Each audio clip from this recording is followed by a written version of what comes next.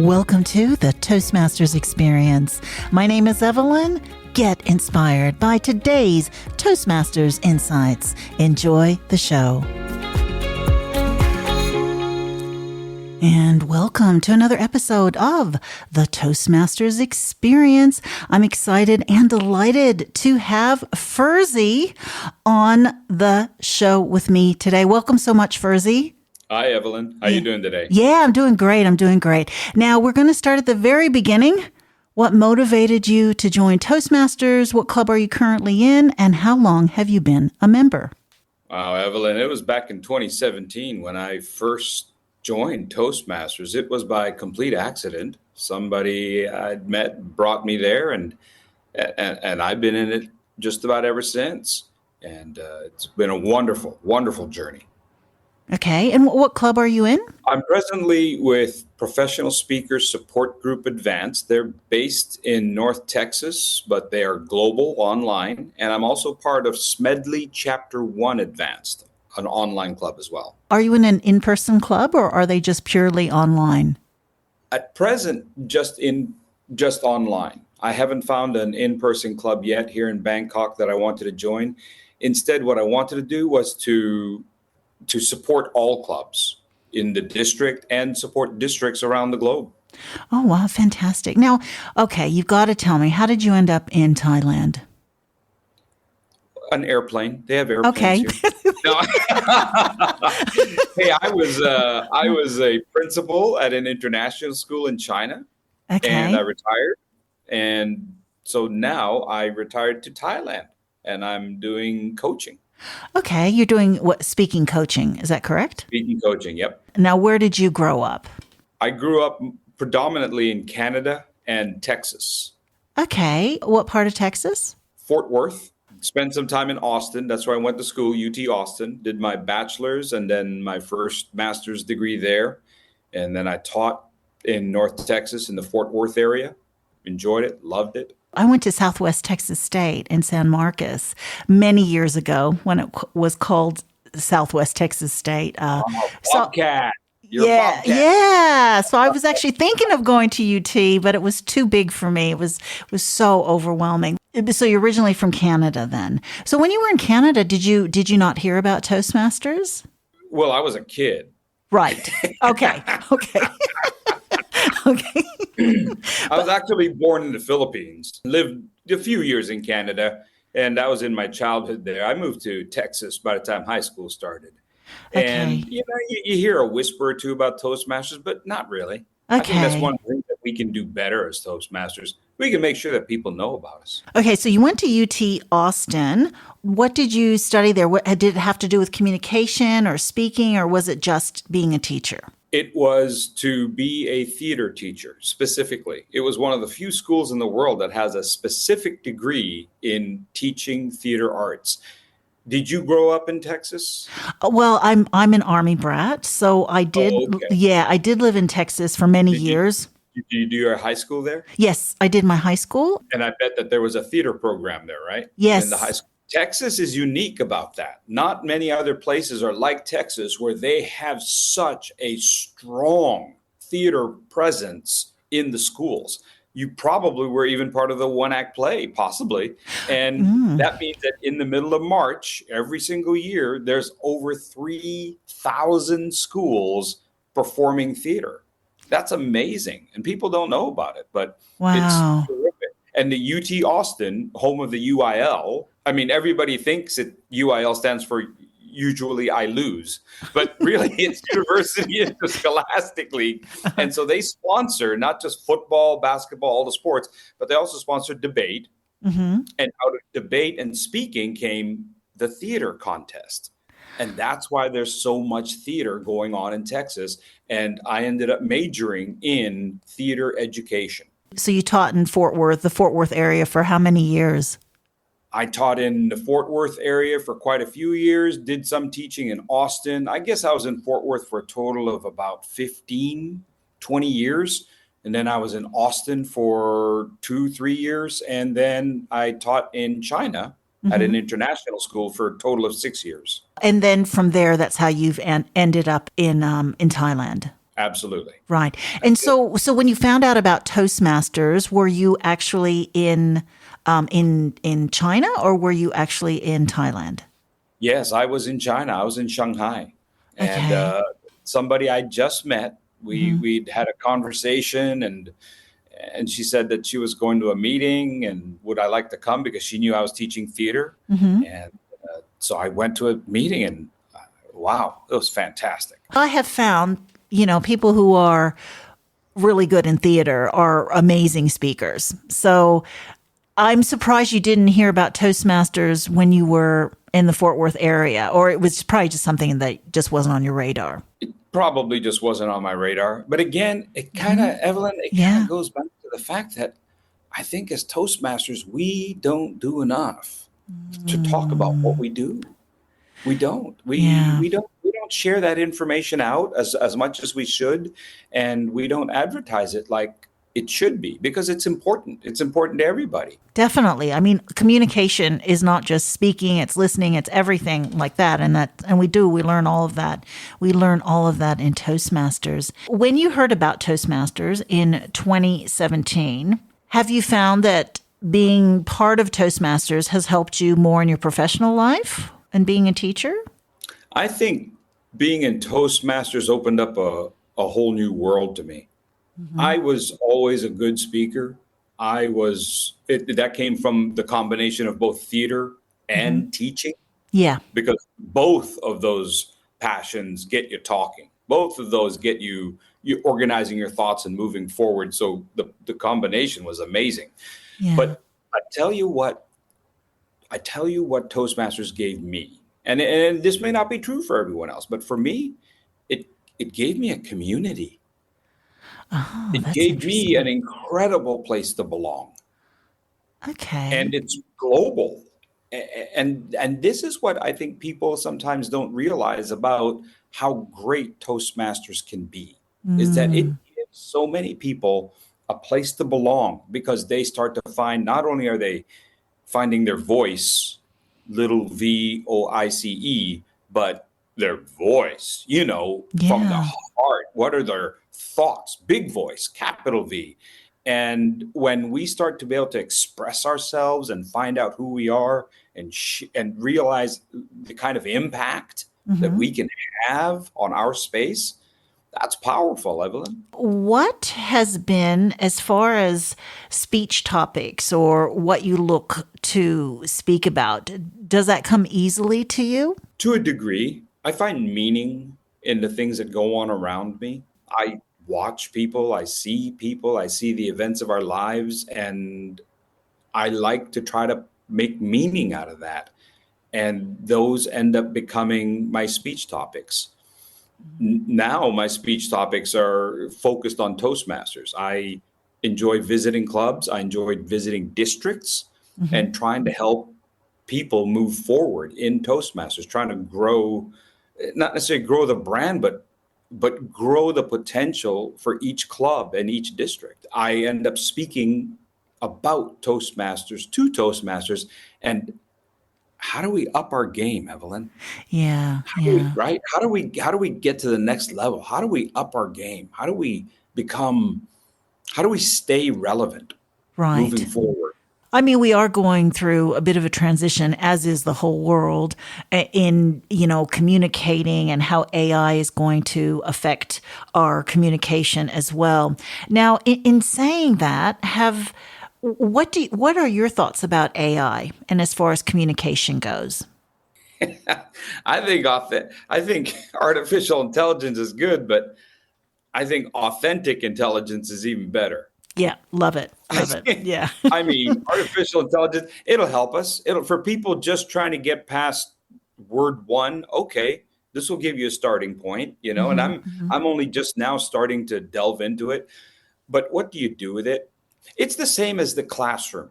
Hmm. Everybody thought, oh no, what's the computer going to do in the classroom? Does that mean that kids now no longer need to be able to do math? Well, I'm sure they asked that question when they invented the calculator too. So, Hmm. in so many schools, the computer is simply this very fancy and expensive paperweight that they're Mm. using like a typewriter. So Hmm. we're not really maximizing it. The same thing will happen with AI. Are we really maximizing it? Are we really using it? Are we really Hmm. developing ourselves? Or is it simply going to be a tool that allows us to save some time? So Hmm. we don't denigrate AI. I think it's a wonderful tool, just like the calculator was and the Hmm. abacus before it and the computers moving forward. But here's the thing. What does Toastmasters give us that AI can't? What does Toastmasters give us that YouTube can't? It gives us a community, Definitely. because sometimes you can learn how to speak, but the community that Toastmasters provides gives us the courage to speak. And Yes. that is critical. Yeah, definitely, definitely. And it's such a nurturing environment to help us grow, which I absolutely love about Toastmasters. Now, I know there's lots of sort of executive roles. Have you taken that path, or are you more into the speaking and the competition path? Primarily, I'm in the speaking path, but I don't necessarily see it as those two divisions. I think people do see that, but I don't think it has to be. I think that leadership is important to our own growth, and speaking is part of leadership. Hmm. And speaking almost becomes incumbent upon us to be leaders once we are able to find our voice. Otherwise, what is that voice for? What is Mm. that voice for if not to impact our space? Hmm. And what is it that we do when we impact our space? We are leaders. Hmm. We are growing others. We are reaching out to others. Every single person in Toastmasters should be a leader within the space that they define. So if you are defining your space as myself and my mentee, then I'm going to help grow that individual. That's part of leadership. I've been as far as area director, and I've also gone and done other kinds of leadership training. And I think that that's my niche. I don't think I'm necessarily cut out to be division and district directors, but I think I want to be the person that serves the district director. Yeah. And you point me in the direction you want, and I will go do those things to help grow the rest of the people within the district or the region. That's what I'm a teacher. Can you share with me just a few memorable moments and achievements that you've had in Toastmasters? That's a good question. I'll give you two moments that stand out. The first is from the finals that just happened in Anaheim, and everybody kind of remembers my speech because I was on a chair sideways, Yeah. representing how I was stuck on the side of a mountain. And so that's the image that everybody has of me, upside down. But the image that strikes me is partly through my speech when I was trying to drive my point home, and I said that when the chair is sideways and people are looking at the world upside down, that's when we need to be there for them, Mm. meet them there. And I talked about how the person who's in the chair could be our sister, our brother, our daughter. It could be the person sitting right next to us, and we don't even know it. And how we have to look around us and see the people who need help and to meet them where they are. And Mm. and that was a pretty big point for me. The Yeah. other the other event that happened in my competition was my very first competition. And it was table topics because I was too late to get into it. And I was in Shanghai. And I went into table topics, got to divisional level. And at division, everybody expected me to win. Third place announced, not me. Second place announced, not me. First place announced, not me. Oh. and and I just didn't know enough about how to structure things and so forth and so on. But what stood out to me is that after the contest, there were still my entire club was there, and there had to be 10, 12 people supporting me, even though I did not win. And I happened to notice there were winners there, and the winners had one or two people, another winner, one or two people, but I had 10, 12 people. And that says so much Mm. about Toastmasters. And that's what struck me, that even when you don't win the trophy, you can win your audience. Yeah. You can have that support that you may not have anywhere else in your life. And that's an incredibly valuable thing in life. Well, you are a very likable, I must admit, you are a very likable man, young man, whatever, but no, you are. And there's just something about just beautiful voice. And I just, like, I was in LA and I did see your speech. And I remember when you were on the chair, all I could think about is, God, how's his core doing? 'Cause you were in such this interesting position, and I'm thinking, oh my gosh, if I wouldn't be able to get back up, and but it was pretty funny. That's all I could think of, and I think I lost the message there because I just was thinking of your core muscles there, I think that says a lot because you've got this amazing voice and just this amazing smile, and you do win people over. And I think that is also connection that in a way you can't really learn that, can you? You can learn how to structure a speech, but you've got that, so good on you. Good on you, Fursey. This is going to be such a random question. How your name Fursey? How did your mom and father come up with that name? That's a great question. And I have spent my entire life answering that question and coming up with more creative ways to answer that question. Such as it's in the encyclopedia next to my mother's other two favorite subjects, furs and furniture. Okay. But the reality is every kid in my family was named after a saint. And my mother, who's very well read and very educated and very informed, she named us after saints that others hadn't heard of or were a little more rare, and I got the most rare of all the names, Fursey, Wow. who's actually like a 10th century Irish saint.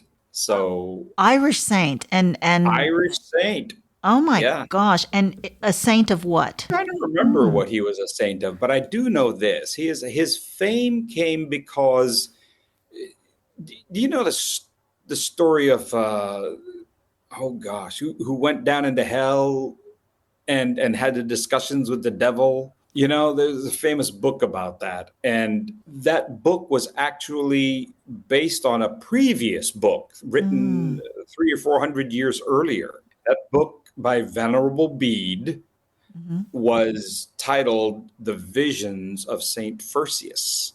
Wow. So Saint Fursius was known for having gone down and to hell and spoken with the devil. Wow. Okay. So Saint Fursey. Saint Fursey. Yeah. Wow. I got a lot to live up to. Yes. Now, just a question out of curiosity. So the competition that you were in Anaheim, was that the first time you've competed at that level? That was the second time I'd gotten to the finals, but the previous time was during COVID. Okay. So it was my first time in person and my first time at the convention. Yeah. Well, me too. What did you think? It's quite a gathering of people. It is quite a gathering. And to tell you the truth, it was a little bit of a blur. I'm focused on the contest. You spend that much time to get there and spend that much money to get there. You want to make sure that you do what you're supposed to do.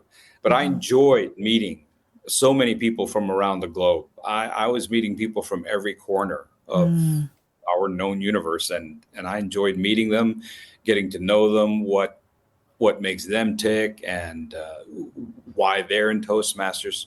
Loved it. Now, I want to ask something. How did you prepare for this competition speech? Because obviously it's such a high level. And then, of course, you had to change your speech from the semifinals to the finals. How do you have a secret sort of style of preparing that you can share with me? You got to practice, Yeah. Evelyn. Okay. You have to practice. And people don't quite realize how much you have to prepare. In the 30 days from June 30th to August 1st, I happened to look at my calendar and I noticed I visited over 40 clubs. Wow. Mm-hmm. Some in person because I was in Bangkok. There were some, but mostly online. Mm-hmm. And I had to take my speeches, both the finals and the semifinal speech, and I wanted to see how they sounded to people from all around the globe to make Right. sure it wasn't just a monovision kind of thought. Mm-hmm. Instead, am I resonating with people of all backgrounds and cultures? And that was critical, especially for my semifinal speech. But you work it, you practice that speech as you're walking down the street, you're thinking it, you're processing all of that.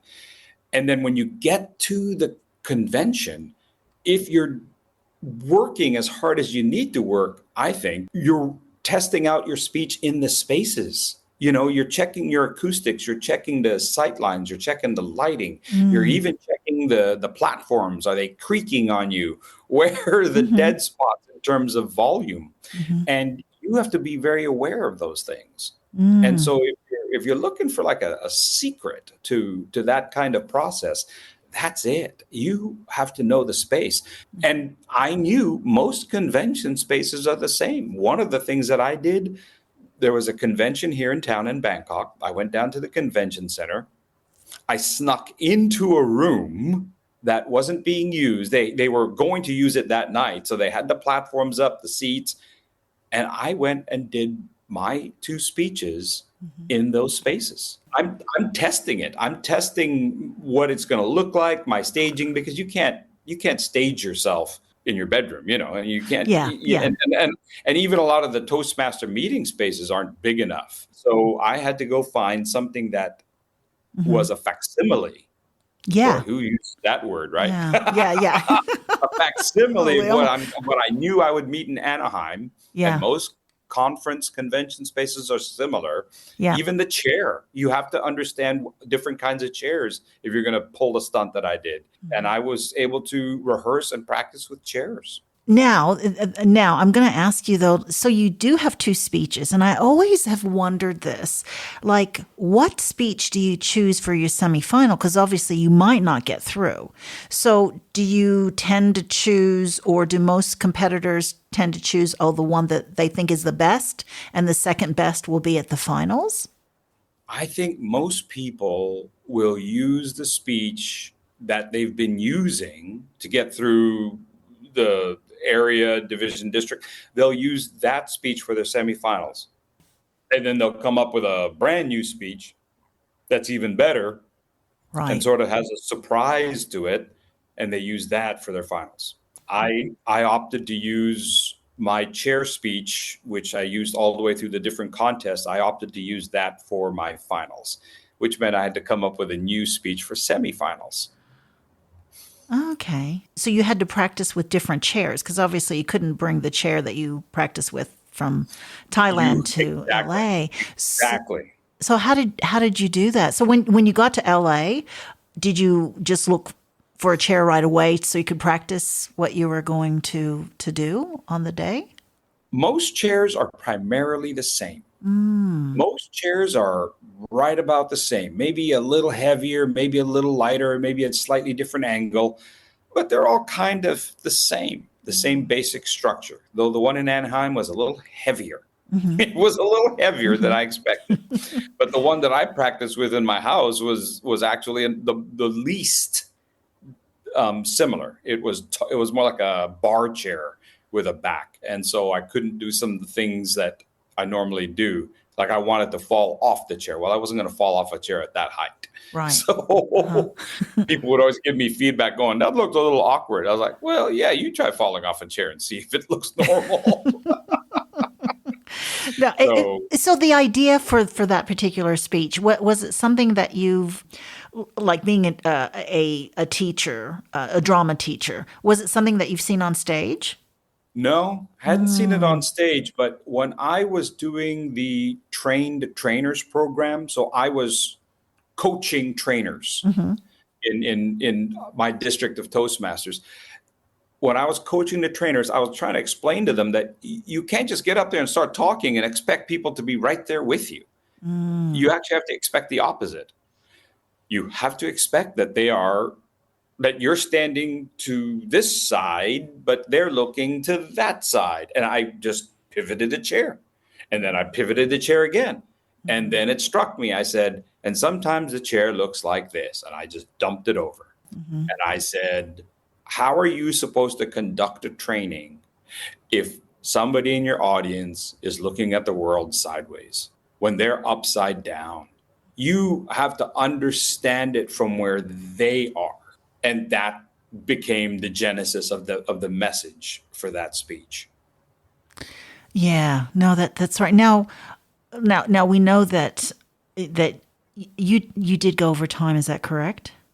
Yeah, I went 3 seconds over. Wow. Oh my God. Wow. So 7:33, I guess. That would have been Yeah. yeah. Okay. Okay. And yeah, so I guess when it's a timing thing, you don't really know how you would have done because they probably wouldn't let you know, would they? And you couldn't share that with me, could you? No. Okay. Yeah. And actually, no one ever even talked to me about the time. They didn't even say, oh, you went overtime. You just assumed that with two people going overtime, you were one of them. But it's possible I wasn't. It's possible I was just bad. Well. So how do no, you're fantastic. Now, how do you know it was 7:33 then if no one told you the time? No one official told me the Oh, time. okay, no Other worries. people Yeah. told it. And then they would watch the video and go, you see, this is where you went over, Fursey. I'm like, well, Yeah. yeah, let's keep beating that dead horse. Yes, yes. I mean, it's a bit difficult, isn't it, when people are laughing too? You kind of lose track of time. So, but anyways, I think you will always be remembered anyways for the chair. Now, what is something that you've learned about Toastmasters that has absolutely surprised you? It's a good question, Evelyn. I think when everybody starts in Toastmasters, it's all about me. You're you're the one on stage. You're the one with the fear. You're overcoming your fear. You're discovering your life. You're discovering your voice. So it's all about me. But the reality of speaking and being successful as a speaker is that you have to go from me to we. You cannot simply stand up there and just tell your life story and think that that's all you have to do. It's about connecting it to your audience, whether that audience is 1,700 people in a contest or 100,000 people at a rally or Evelyn, even if it's just one person, even if you're talking to one person, if that's somebody that matters to you, then your job is to go from me to we, because otherwise they don't care about what you went through unless it Yeah. affects them. Right. Wow. Yeah. And that's really the secret. I learned that from Toastmasters. How do we go from me to we, and how do we all gravitate towards this message, to this moment, and then go forward from there? Right? That's what you're asking an audience to do. Come to me. Let's gather around this fireplace. Let's gather around this campfire, discuss the meaning of life. And now you have to go forward and do something with it. Do something with that message. How do you move your audience forward? And that's critical Yeah. to the success of a speech. Now you live in Asia now, and obviously it's how long have you been in Asia? Has it been almost 10 years? Is that correct? Did I do my maths right? I don't know if I did or not. Well, I taught in China for a total of 6 years on and off. And then I've been in Bangkok, Thailand since July 1. Okay, so Only not been 6 months. Yeah. only 6 months. And how is it being in Asia versus obviously you were living in Canada and in America? Is there a sort of As far as speaking go, I guess you're teaching English speaking students. I'm assuming, is that correct? Right. In an international school, our mode of education was the medium of education was in English. So many of the kids would come to us from different languages. They could be speaking English. They could come from Australia. They could come from parts of Africa or South America or Japan or Korea, but we're all going to learn in English. Well, how are you enjoying your stay then, living in China, and then now you're living in Thailand? How are you enjoying your stay? Do you miss Canada or the States? I miss prime rib. Okay. Okay. Evelyn, Yeah. I miss prime rib. I miss my Fort Worth barbecue. I bet. Yeah. What about But Tex-Mex? Did you like Tex-Mex? I love Tex-Mex. Yeah, me I miss too. that too. Me too. Because I can get Definitely. some Mexican food here, but it's not good Tex-Mex. Now Yeah. you learn to love. You really do learn to love some of the things that are here. I mean, you start out like loving some things, like pad thai. Mm-hmm. I eat pad thai all the time, Mm-hmm. and some fruit salads that they have that are just amazing. I mean, amazing. And you learn to love, and of course you love when they give you a coconut and there's a straw in it and you're just like, wow, this is really cool. Uh-huh. But you also learn to love some of the other spices that they use and some of the other flavors. You may not have liked it right off the bat, but after a while you're like, wow, this Thai green curry chicken is really fantastic. I didn't like it at first, but now I'm like, yep, give me some of that. Fantastic. Fantastic. Now, how long are you going to be in Thailand for? Do you know, or are you planning to be there for a while? Well, my plan is I've retired here and I'll use it as a home base to go out and do coaching. A lot of my coaching's online. Okay. So I don't really I could be anywhere. I could be on the beach sucking on a coconut. Oh, there you go. Yeah, I'm good with that. I'm good. Can you Zoom? Let's do it. And as long as I got Wi-Fi, I'm good. Yeah. And so I plan to be here for quite a while. How exciting for you. I love that. Fursey, it's been such a pleasure, but I'm going to ask you one last question.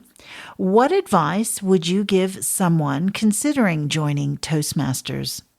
There's an old adage, Evelyn, that says the best time to plant a tree was 20 years ago. Yeah. The second best time to plant a tree is today. Uh-huh. That's the same thing as Toastmasters. The best time to join was 20 years ago. But the second best is right now. Yeah. Let's get you into a meeting. No, let's get you to a Toastmaster meeting, and you're going to see some things that are going to be fantastic, and they're going to help you grow. No matter who you are and where you are in your journey, this is a terrific place to be. If not for yourself, then you can help somebody else grow. Yeah. And again, you're going from it's all about me to it's all about we. I think that's a revelation for some people. And I found that I already discovered that as a teacher. You're teaching others, you're mentoring others, but for those that haven't had that experience, wow, you're missing out. Yeah. You're missing out on a big part of life. So Yeah. get yourself over to a Toastmaster meeting and have some fun. Oh, God. Thank you so much. It's been an absolute pleasure, Fursey. Thank you again for being on the Toastmasters experience. Thanks, Evelyn. I appreciate it.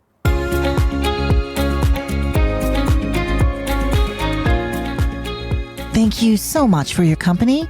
Please tune in next time to the Toastmasters experience.